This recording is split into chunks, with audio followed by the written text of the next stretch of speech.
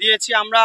এক দফা হচ্ছে আমাদের অধ্যক্ষ মহোদয় বিসিএস ক্যাডার মুজিবুর আলমের স্বইচ্ছায় পদত্যাগ, এবং দ্বিতীয় নম্বর হচ্ছে যিনি অধ্যক্ষ মহোদয়ের সাথে দুর্নীতির সাথে যারা জড়িত ছিল, দুর্নীতির সাথে যারা শিক্ষক এবং শিক্ষিকা জড়িত ছিল তাদের সুষ্ঠু এবং তদন্ত করে বিচার করা হোক, এবং তার সাথে আরও তদন্ত করতে হবে আমাদের এই যে কলেজে শিক্ষক এবং যে রাজনৈতিক দলের ছাত্ররা আমাদের সাধারণ ছাত্রদের উপর অনৈতিক অত্যাচার এবং মারধর করেছে, তার কঠোর থেকে কঠোর শাস্তি প্রদান করা হোক। ছাত্ররা যা করতেছে ওদের ভালোর জন্যই করতেছে, আর ছাত্র সবার ভালোর জন্য এটা কাজটা করতেছে, কিন্তু যারা এই পরিস্থিতির শিকারে আছে কিন্তু অন্য অন্য মানুষের কিন্তু অনেক ভোগান্তি হচ্ছে। আমরা তো সাধারণ পাবলিক বা যাত্রীদের অনেক ভোগান্তি দিচ্ছে, কারণ এই পদক্ষেপ যদি কোনো নিত তাহলে আর এই ভোগান্তিটা আমাদের হতো না।